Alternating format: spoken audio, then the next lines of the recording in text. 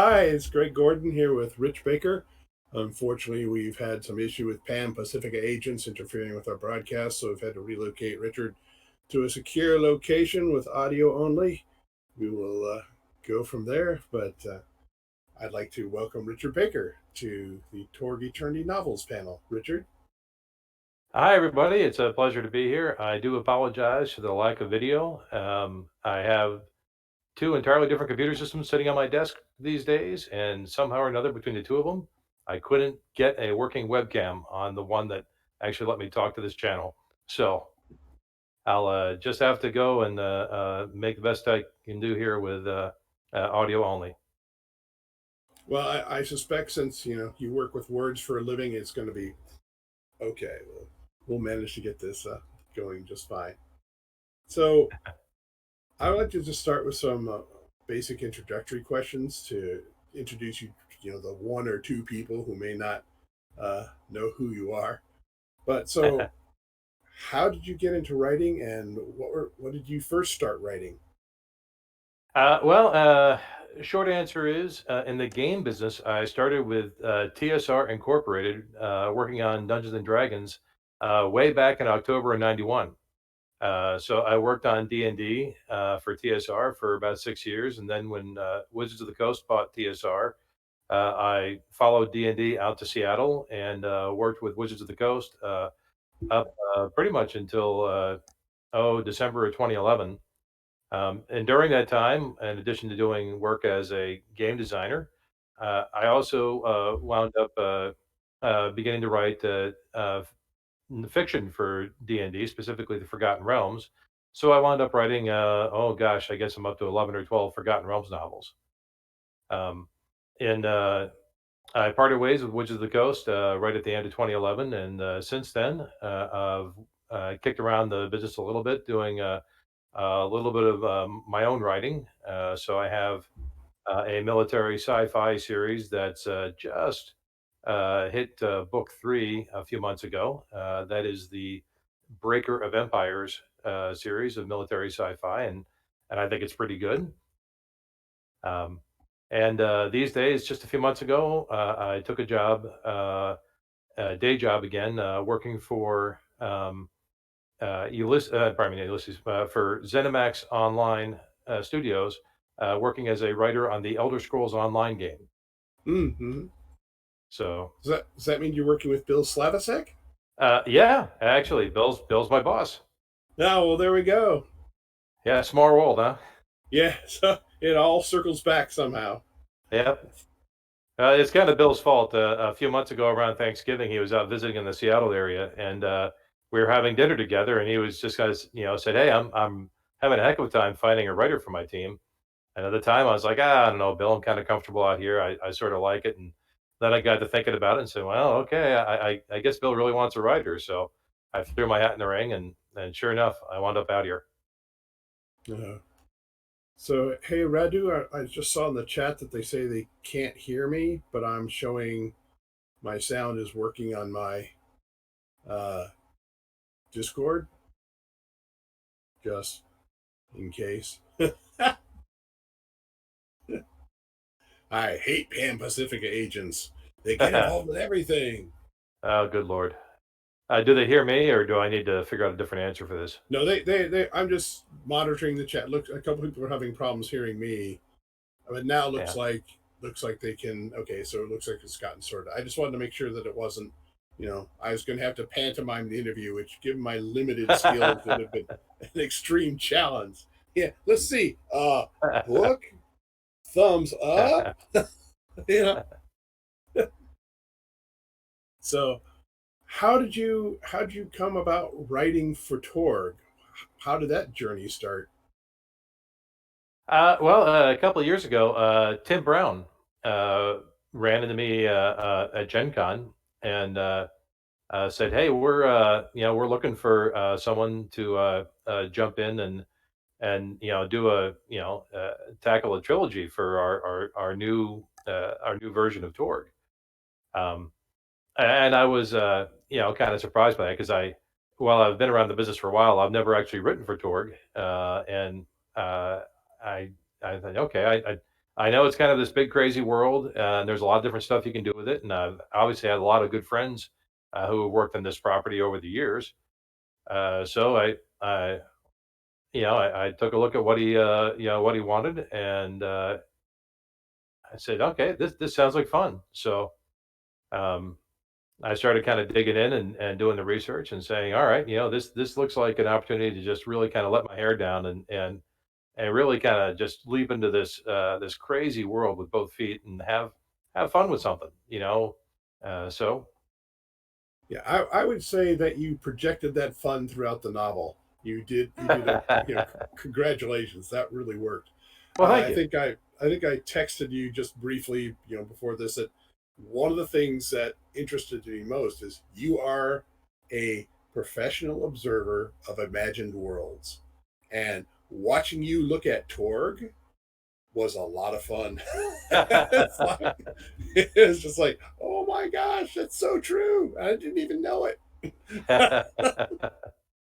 And so just so the fans know, the deal we sort of had with Rich was, he writes a story with as much knowledge as Torg as he has, and then we will also try to, if there's things that have to be roughed out or smoothed over, we want to make what Rich says canon because his vision is very cool. So, the novels are 100% canon. They are 100% good, and it's on us if there's anything to make sure that stuff works. And that's been fun. Like already, Torg fans have seen some of Rich's work in the Heroes of the Possibility Wars, where we incorporated information that hadn't existed on characters until Rich created it, which is like, oh, thank you. That's a really good idea. We like that one. So that was we greatly appreciated that. And I'd like to ask the four characters you chose. So why did you choose those four characters to be your heroes? I kind of feel that uh, people who kind of just tip their toes in the water of Torg usually kind of don't get too much farther outside the living land, right? And that's not to knock the living land at all. The living land is fantastic. I can't wait for an opportunity to go there, and I'm sure I will at some point in the series. Um, but the fact that a lot of the kind of fiction and a lot of the love and attention that people have given for this setting has kind of started at the Living Land, and the casual fans only familiar with it. I said, okay, I want to kick off my series somewhere else. Ed Stark just did the Living Land, right? So let's go somewhere else. Let's look at a different corner of the world. Um, and I felt kind of drawn to Isle just because in some ways this is going to sound ridiculous, but I think people the once again the casual observer says, Isle's just kind of it's just kind of D&D and in the real world, whatever. It does they don't feel like there's actually a lot there, but I think that premise right there is so much to work with. If you really kind of dig into what it means, why do we just say, I've seen that before and move on, right? That's actually very much worth dwelling on and really thinking about and really kind of punching up, especially with the basic story of Marcus, that he's the guy who's actually the gamer, right? He's Right. the guy who spent his life, wishing he could be his character. And, holy cow, here he is in a situation where he is his character in a lot of ways. And, Yeah. you I thought you did a real. I don't want you can spoil everything you want, but I'll try not to. Um, Uh, but I want people to read it, so I'm gonna be careful about spoiling, yeah, yeah. yeah, the day one carnage and the gamers discovering that it's like woohoo and then not woohoo was that Yeah. set up the whole thing around Warwick that was brilliant. That was really good.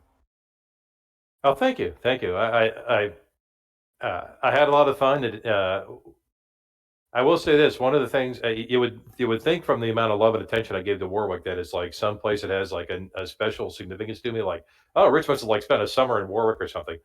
I didn't. I found all that on the internet. I just did a ton of research. I just wanted is like I need a good castle, an intact castle, something that could kind of be the centerpiece of this town. What are some good choices? And yeah, I googled around. I landed on Warwick, and I googled some more and found out kind of okay, this is what the town's about. This is where the castle looks like, and I could actually dig out stuff like the actual floor plan of Warwick Castle, from online, and it's like, man, as a writer, that's fantastic, right? It feels like and gosh, I mean, you get like Google Street View. What's it feel like to walk down High Street in Warwick? Turns out these days you can put yourself there and you can take a look around and see what's there. It's extremely cool. Yes, yeah. I enjoy working in Torg because it has so many real world locations that it gives Yeah. me excuse to indulge my research bug. So and another strong suit of the novel was you could tell you did your research, but you gave us no expository lumps. You gave us really cool details. Um, and Thank you. so one of those I mentioned was the Bronze. I'm not sure how you pronounce it. The Bronston Tunnel. Could you Yeah. tell both the sort of the term you use for how they got through the tunnel and a little bit of history of the tunnel? The funny thing is, uh, first of all, Bronston Tunnel. It turns out that England is crisscrossed by a canal network that was built basically in the early years of the industrial age. So before railroads, people were moving goods around in England via this canal network. Uh, and the reason that this kind of came to my attention is I had been out drinking beer with a group of my friends from Boeing. A couple times a year, I'd go down to Portland with a whole gang of Boeing engineers who were just all also fellow beer aficionados. And we would just visit a bunch of good brew pubs in Portland and drink beer. Portland's a great mecca of craft brewing. But anyway, one of these guys is telling me about how he had kicked around in England, hiking the canal trails for a summer, and going to all the pubs and stuff that were in and around the area. And he said what these guys would do is back in the day, you'd have a whole gang of unskilled laborers who would spend their whole day in the pub just getting drunk until a boat came by that needed to go through the tunnel. And then they'd all come staggering out and they go and they climb on the canal boat. And the tunnels were so low to the water that you could actually lie on your back on top of the boat and put your feet on the roof of the tunnel and walk the boat the entire distance of the tunnel. And very cleverly, they'd arranged it so that there's usually a pub at either end of the tunnel. So after a fellow walked, a couple miles through this tunnel, he'd have a pub that he could just take his hard-earned wages, go into the pub, and keep drinking until another boat came by going the other direction, and then go to work again. It just was it just kind of struck me and as a great low tech way to move stuff around England, and just the story of these guys legging their way up and down the tunnels just cracked me up. Yeah, and for me, it also served to give me a really good picture of what this tunnel must have looked like for the later stuff that happens in the in the scene. It's like, okay, so this is a problem. So, yeah, I enjoyed that quite a bit. Your view of the cyber papacy. Um, I was reading when they start proselytizing for people to get cyberware. I thought, of course they would. And the way you just set it up and had everybody so casual, just come on by, get your leg removed. I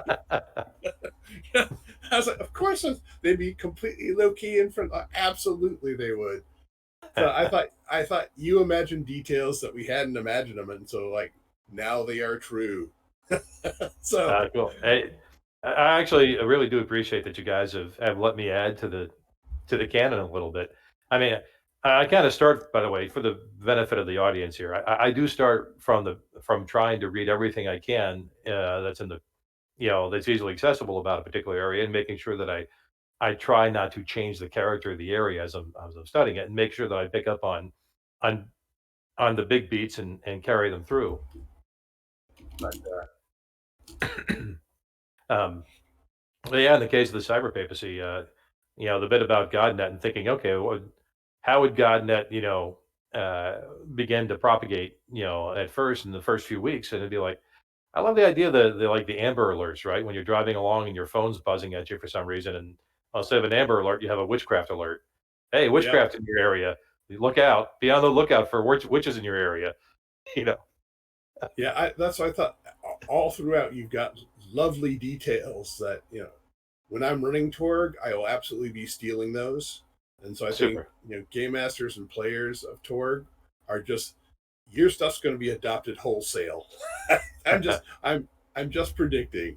So that to me, because when we're doing it, the rules it's really a 30,000 foot view, and we try to drill Oh down yeah, a yeah. couple of times.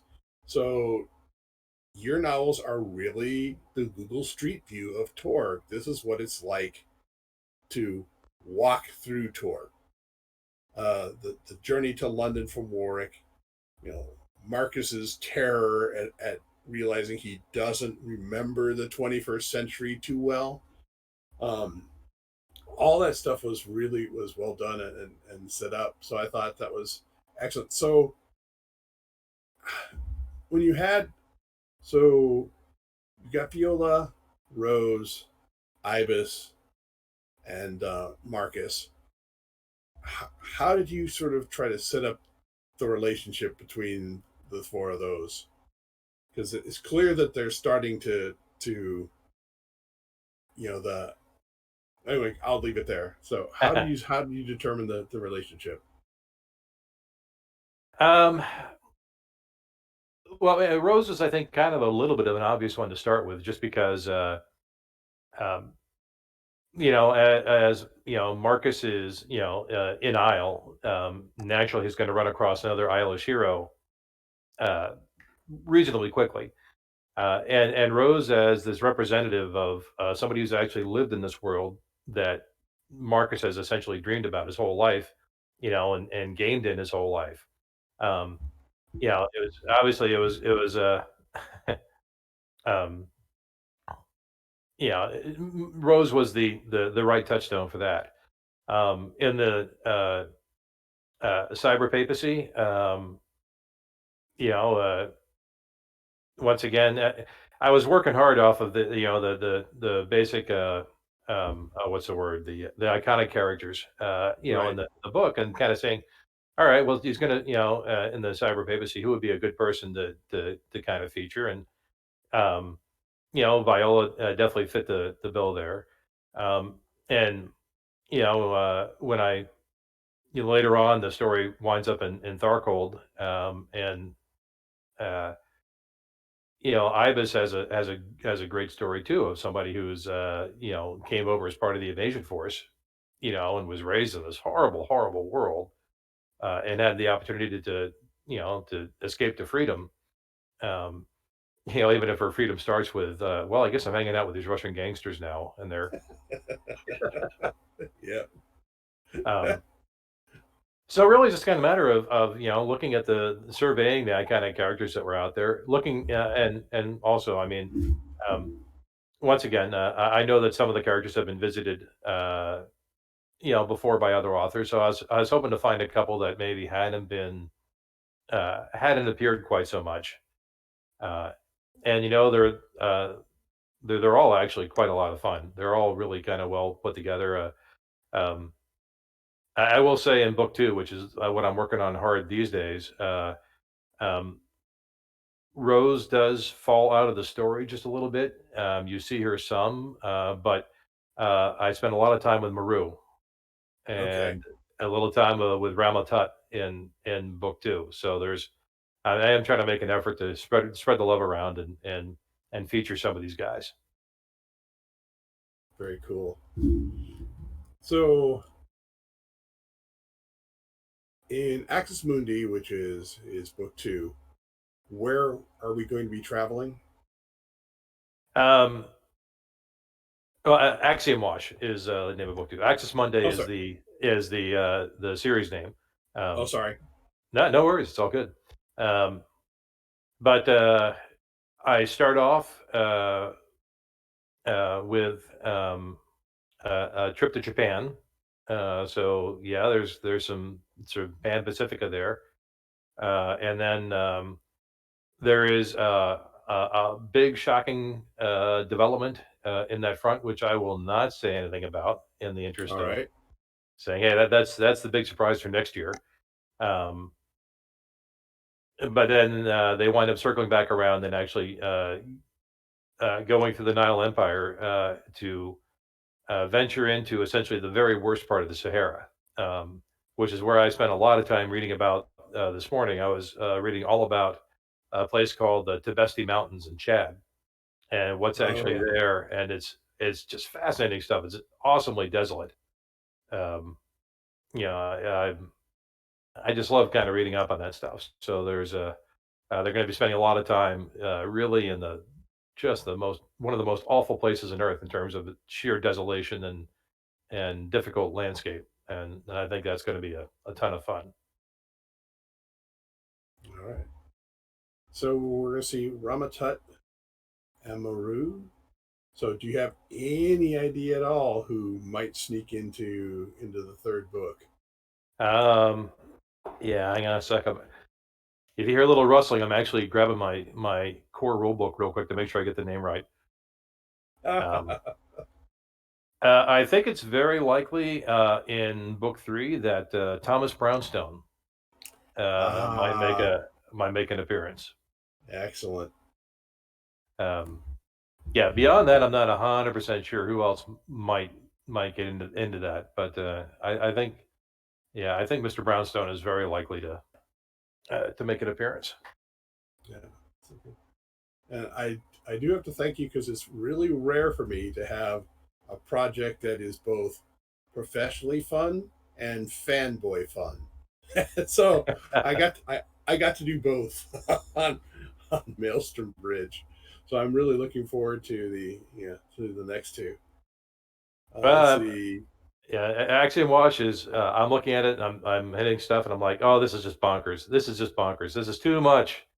So you might have to yeah, might have to rein me in a little bit on that. We'll see. But Um, too much is almost the middle of the dial setting for Torg. It's so I'll keep that in mind. If you get a tersely turning a little notice, Rich, you okay? Yeah. So I don't. Yeah, because I almost all the other questions I have are too spoiler ish. So I guess is there? I could take a whack at a couple of them. I'm used to talking around in hints and things, you know. So I mean, if there's a couple that aren't awfully spoilish, I will do what I can. Yeah. Well, I'm trying to figure if there's. So is there something you? I'll just say, are there something you hope the readers will take away from this? What were you trying to elucidate when you're writing the book? Saying, I hope the readers pick this up. I hope they pick us up. I got a sec there. Sorry about that. Not about. That's one of the kind of strange things that's kind of hiding in the big series plan is um, I've long been a fan of things like in search of ancient aliens, um, Atlantis theory type stuff, and it's not something that I necessarily take very seriously, but I love the speculation of it. So one of the kind of premises that's sort of hiding in the backdrop of the Axis Mundi series is that some of the stories and some of the incredible places that are described in our mythology, in our legends, and in our speculative fringe science, if you will, are actually things that might have actually existed in core Earth a long time ago, and then various reality shenanigans move them out of Earth. So if you're kind of curious, well, what's the story with Atlantis? Where did Atlantis really exist? How come we can't find it? The answer is, well, it lives on now only in the stories of people who tells who saw it when it was actually in Earth and told people about it, and thus our legends kind of descended down from that time. But whatever Atlantis was actually was kicked out of the Earth 10,000 years ago in the development of reality invasions in distant prehistory. Um, So there's a whole lot of stuff about like crazy speculative things about oh Shambhala or Shangri-La, um, uh, Yamatai, the missing Atlantis of Japan, Atlantis proper. The idea that 10,000 years ago there might have been a very different reality uh, constellation that was working on Earth, and that some of these places were actually at one point real and just aren't real now because they fell out of our reality. So Yes. a lot of my research kind of has been running along the lines of what sorts of story threads and ideas can I draw from those inspirations and bring into the Torg universe.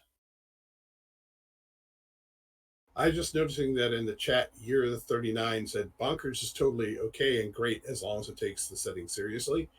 And I would just like to respond and say, Rich takes the setting seriously. And part of what I enjoy is his, that's what I mean by his observer of imagined rule worlds, is he says, oh, well, if this is true, this is a consequence.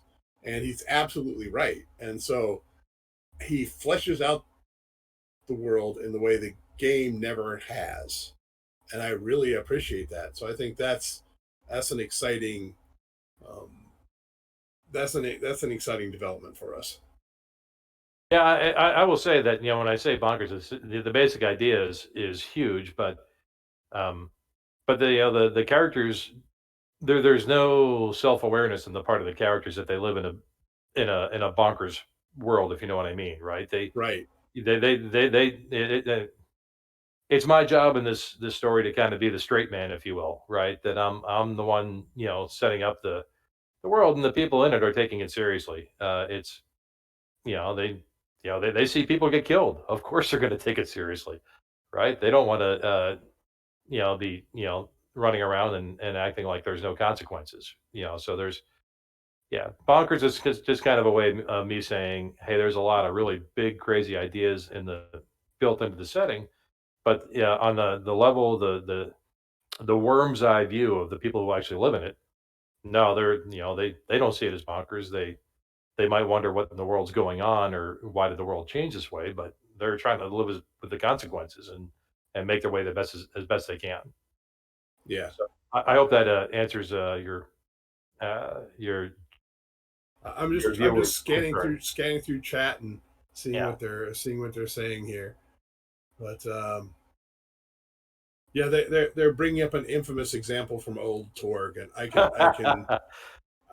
can assure them there is no Skippy the Adianos in No, no, no, Maelstrom no, Bridge, no, and no. I doubt there will be anything close to that in any of the books. But I appreciate Rich's experimentation, if you will, with the concept of Torg. It's like, yes, there is a level of sort of thematically bonkers stuff that you can do that is perfectly legitimate, and I think you're exploring that in fun ways. So, like I said, that's where the fanboy in me gets excited because the pro in me is absolutely confident you're going to deliver something that is going to cause me no heartache at all. It's just going to be awesome. So I'm like, Well, let's just get to it. I'm trying. I'm trying. Yeah, I appreciate that. Let's see, we've got about looks like wow 5 minutes left. Is it okay if we ask if the audience have any actual questions for you? Yeah, yeah. Please do. I'd love to address them. All right, so I'll stare intently at my chat screen and say, is there any particular questions you have? I mean, neither Rich or I know when this is coming out because it's wrapped up in a publishing deal that's above my pay grade. So I don't know when the novels are coming out. But is there any question you'd like to ask Rich about the either Maelstrom Bridge or Axiom Wash or I, the I will series tell in general? I will tell people this much: Maelstrom Bridge is done. Right. It's finished. It's just a matter of when and how is the right way to publish it. And I'm about 50% of the way through the first draft of Axiom Wash. I'm literally working in chapters 13 out of 25 in the outline. So just a little bit past the halfway mark on that one. So yeah, there's books. There's a book done. There's another one that's well on its way. They are coming. All right. So Ms. Roy says, which of the cosms do you find the most entertaining / challenging to write for? Um, Entertaining, challenging.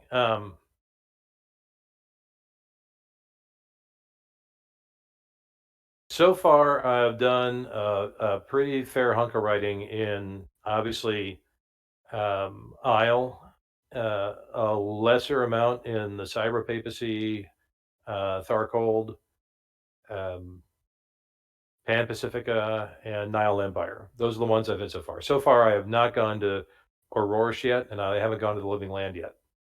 Um, All right. I would say the most challenging, in some ways, was the Nile Empire, because one of the things I realize is people have a pretty good conceptual framework for what a fantasy world looks like, and what a like an anime influenced Resident Evil world looks like, and even a sort of Mad Max demon world looks like. But the Nile Empire, when I say bonkers, that is bonkers. That really is. That is a crazy mishmash. It's like Indiana Jones fights the Ten Commandments, right? I mean, it's it's like he tried to shoot both those movies in the same set at the same time. I just don't get it. It's That's fair. That's definitely fair. I can answer one of them on here. It says, will there be any RPG materials in the back of books? And the answer to that is no. But as already the Heroes of the Possibility Wars has shown, we're definitely going to be adapting a lot of Rich's material back into the RPG. So Yeah, I'm super stoked about that. By the way, I was so tickled when I got a chance to take a peek at Heroes of the Possibility Wars. It's like, oh, that's a character I came up with. I made up that guy. Talking about like friends of some of the iconics, and it's like, oh, so cool. And you actually yeah. kind of tied my hands a little bit with one. You implied a romantic relationship that was a lot stronger than I really kind of meant it to be. It's like, oh no, now my guy's going to look like a jerk if he actually winds up not actually being with Oh, this oh no, particular no. person. I really meant. I was trying to be new. I meant relationship as the dynamics between the characters started getting set up to say, okay, I can see how this group will move forward. There's the so sometimes you read a novel and go, boy, those folks never need to see each other again. And this time I said, yep, there's a reason they would go on mission 2, I guess. So Okay. they would agree to mission 2. That's really what I meant. Um, I guess like this one. How do you handle the stylistic shifts in tone when moving across realms and therefore genres, from Tharcold to Nile Empire, for example? Um, I think it's kind of a matter of just trying to make sure that that the story beats are things that feel like they could only happen in that particular cosm, right? Or that they're best represented in that cosm, right? So, um, uh, for example, just recently, the Nile Empire, I was writing a scene where a couple of my heroes get jumped by a gang. Like they literally like gangsters, right? Compiling out of of a big black sedan, and are going to try and mug them. And it's like, man, in this particular cosm in the Nile Empire, you will absolutely fight gangsters and drop them, heroically, because that's that's what kind of Nile Empire is about, right? And it's not Yeah. about, no, I'm not going to run away from these guys or try to minimize this conflict. It's like, oh, gangsters, beat them up. That's what they're here for. uh, I think I guess we'll go. How about one more question? Because it looks like we're at just about 12:50. It says, do you plan on giving any of the characters a strong internal arc? I really love the idea of character based storytelling in Torg, even though you don't necessarily need to do Torg right. Um, I think Marcus actually has Marcus is my strong POV character. He's the guy I'm spending the most time with. the other characters kind of revolve around Marcus, in some ways, Marcus is kind of Captain Whitebread. You know, he's really kind of right down the middle of the fairway. So some of the things that I'm definitely kind of touching on a lot in Maelstrom Bridge is Marcus stepping up and realizing that it's not that he has with great power comes great responsibility, right? That he is actually a hero, for him dealing with things like what does it mean to be a hero? What does it mean uh, to be the person that people look up to, as opposed to someone who just loves the idea of being a hero. Um, and and I think it's going to also another fun thing with Marcus is because he's a guy who a character who is very touched by, favored by the light. You know, what would that mean if you lived in a world where you feel the light beating down on your shoulders, spiritually, speaking, and you know for a fact that there is a divine power that's interested in what you're doing and is pulling for you and is available to you to call on and do things with. You know, if you had spent your life as a lifelong agnostic or person of small faith, that would be pretty jarring, right? So, Yes. so I'm definitely having some fun playing with that too. All right. Well, I think that'll do it. I think that's a good spot to end on. So I would like to thank the fans for populating the chat with questions that only made me bead sweat once or twice. And thank you to Richard Baker for stopping by and explaining the Torg Eternity novels. Hey, it was a real pleasure to be here, and thank you so much for having me. And sorry I was a little bit late with the technology stuff. Like I said, Pan Pacifica. Mm, thank you. Uh,